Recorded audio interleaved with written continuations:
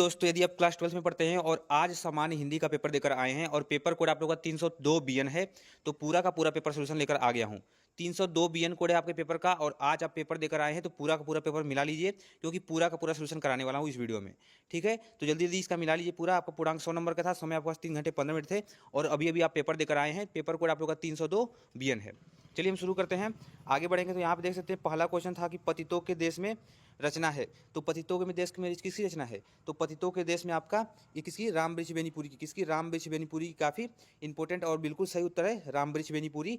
आपका दूसरा वाला ऑप्शन बिल्कुल सही है। आगे था कि ख वाला ऑप्शन कि संपूर्णानंद द्वारा संपादित पत्रिका है। तो संपूर्णानंद द्वारा संपादित पत्रिका कौन सी है? मर्यादा। मर्यादा यानी कि चौथा वाला ऑप्शन आपका बिल्कुल राइट है।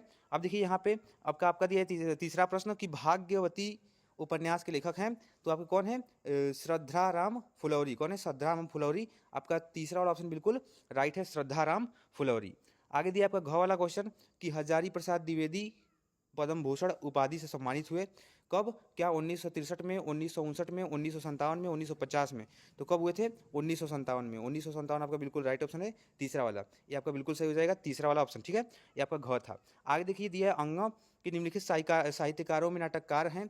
तो कौन है आपके? मोहन राकेश हैं। कौन है? मोहन राकेश हैं आपके। ये बिल्कुल आपका राइट ऑप्शन है। अब यहाँ पे देखिए, यहाँ पे दिया है कि मैथिली षड़गुप्त द्वारा रचित कृति है। तो मैथिली षड़ द्वारा कौन सी है? तो यहाँ पे प्रदक्षिणा। प्रदक्षिणा क्या? आपका बिल्कुल राइट ऑप्शन है, तीसरा वाला। ठीक है, मैथिली षड़ द्वारा रचित कृति कौन सी है? तो प्रदक्षिणा। आपका तीसरा वाला ऑप्शन बिल्कुल राइट है। आगे बढ़ेंगे, देखिए दिया है ख क्वेश्चन कि रामधारी सिंह दिनकर की रचना है। तो कौन सी है? तो रामधारी सिंह दिनकर की रचना कौन सी है? स्वर्ण किरण। कौन है? स्वर्ण किरण। आपका बिल्कुल राइट ऑप्शन है, ये आपका बिल्कुल सही है। आगे दिया ग वाला की छायावाद की विशेषता है। तो छायावाद की विशेषता आपकी कौन सी है? सिंगारिक भावना। आपका जो तीसरा वाला ऑप्शन है बिल्कुल राइट है, सिंगारिक भावना। आगे घ वाला कि छायावाद युग में लिखी गई रचना है। तो कौन सी है आपकी? प्रेम माधुरी या फिर उद्धव शतक या फिर चित्राधार या फिर सुरावली? तो कौन सा? आपका चित्राधार आपका बिल्कुल राइट ऑप्शन हो जाएगा। ये आपका महाकवि भूषण की रचना है। तो कौन सी है आपका? छत्रसाल दशक, जो कि काफ़ी इंपॉर्टेंट है। छत्रसाल दशक आप जानते भी होंगे और ये आपका पूरा पूरा है। ठीक है, अब यहाँ से देखिए आपका पूरा पूरा दिया था।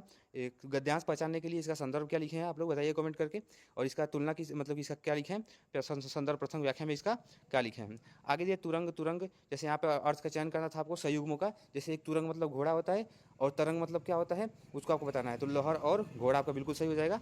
ठीक है, एक दिया भवन। भवन का मतलब होता है घर, और भुवन का मतलब क्या होता है? भुवन का मतलब होता है कि संसार, यानी घर और संसार। आपका बिल्कुल राइट ऑप्शन है, ये आपका बिल्कुल सही है। ऐसे करके आपका था। और आगे के निम्नलिखित शब्दों में से कोई दो का सही अर्थ लिखिए।